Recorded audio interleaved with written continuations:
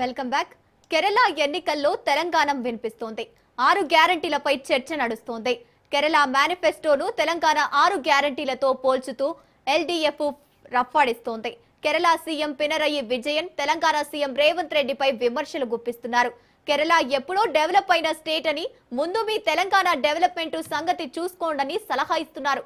CM Revanth Kerala CM Pinarayi Vijayan ను ప్రధానమంత్రి నరేంద్ర మోదీని కమ్యూనిస్టులు అంటూ విమర్శలు గుప్పించడంతో కేరళంలో తెలంగాణ ముచ్చట్లు తెరపైకి వస్తున్నాయి. తెలంగాణ సర్కారు బుల్డోజర్ సర్కారు అంటూ మండిపడుతున్నారు. గ్యారెంటీలు అమలుపరచకుండా ఇక్కడకు వచ్చి ఏం చేస్తారని మీరు చెబితే మా ప్రజలు నమ్ముతారా అంటూ రేవంత్ పై విజయన్ విమర్శలు గుప్పించారు. రేవంత్ విజయన్ మధ్యలో బీజేపీ నేతలు కూడా విమర్శలు జరిమానా కుడిపించారు. తెలంగాణ పరువు తీస్తున్నారని రేవంత్ పై కిషన్ రెడ్డి మండిపడుతున్నారు. మొత్తానికి కేరళంలో ఈసారి తెలంగాణ ఫ్యాక్టర్ కాంగ్రెస్ నేతృత్వంలోని యూడీఎఫ్ కు పనికొస్తుందా, లేదంటే మరోసారి ఆశలు నిరాశ చేస్తుందా అనే చర్చ అటు కేరళీయుల్లో ఇటు తెలంగాణ ప్రజల్లో కొత్త చర్చకు దారితీస్తుంది. రైట్, ఇక ఇదే అంశానికి సంబంధించి పూర్తి డీటెయిల్స్ మా ఇన్పుట్ ఎడిటర్ శ్రీకాంత్ లైవ్ ద్వారా అందిస్తారు. Srikanth. Gangotri, good morning. So Kerala elections దగ్గరకు వస్తున్నటువంటి వేళ సో ఇప్పుడు ఈ తెలంగాణ రాజకీయాలు కూడా కొంత కేరళకు లింక్ అయ్యే నడుస్తున్నాయని చెప్పాలి. ఎందుకంటే కేరళలో ముఖ్యమంత్రి ఏ మాట మాట్లాడినా దాని రియాక్షన్, దాని రీసౌండ్ తెలంగాణలో వస్తుంది.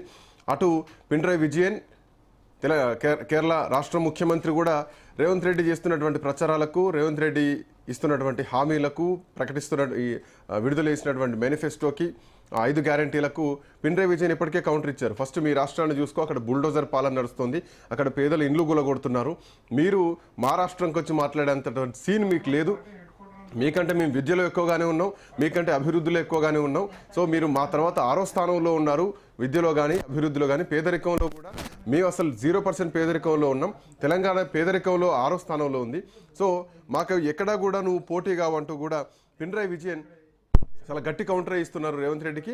అటు కిషన్ రెడ్డి కూడా తెలంగాణ పరువు తీయద్దంటూ కూడా కిషన్ రెడ్డి ఇప్పటికే లేఖ రాయడం జరిగింది. ఇటు రాష్ట్రంలో ఉన్నటువంటి ప్రతిపక్ష నాయకులు కూడా, బీఆర్ఎస్ పార్టీ నాయకులు కూడా కేరళకి వెళ్ళి తెలంగాణ పరువు తీస్తున్నారు, అబద్ధపు హామీలు ఇస్తున్నారు, తెలంగాణలో అమలు కానటువంటి హామీలను కేరళకి వెళ్ళి అమలు చేస్తున్నామని చెప్పేసి అబద్ధాలు చెప్తున్నారు. కేరళలో భారీ ప్రచారాల కోసం వార్తాపత్రిక అడ్వర్టైజ్లు ఇస్తున్నారంటూ కూడా ఈ రకరకాల కామెంట్లు చేయడం జరిగింది. అసలు తెలంగాణలో వాస్తవానికి అమలవుతున్నాయా? కేరళకి వెళ్ళి తెలంగాణ రాష్ట్ర పరువు తీసుకుంటున్నామా? మాట్లాడదాం. నువాన్ గారు కాంగ్రెస్ పార్టీ సీనియర్ నాయకులు, ఏఐసీసీ నాయకులు, అట్లాగే కంబోజ్ గారు బీఆర్ఎస్ పార్టీ సీనియర్ నాయకులు మనతో పాటు ఉన్నారు. ముందుగా బీఆర్ఎస్ కంబోజ్ గారు నమస్తే. Good morning. Very good morning. కేరళలో అద్భుతంగా యూడీఎఫ్ తరపున ముఖ్యమంత్రి రేవంత్ రెడ్డి ప్రచారం చేస్తున్నారు, ఆయనే పెద్దన్న పాత్ర పోషిస్తున్నారు, ఆయన చేతుల మీదుగానే మేనిఫెస్టో విడుదల చేశారంటే ఆయనకి ఎంత ప్రయారిటీ కేరళలో ఇస్తున్నారో అర్థం చేసుకోవచ్చు.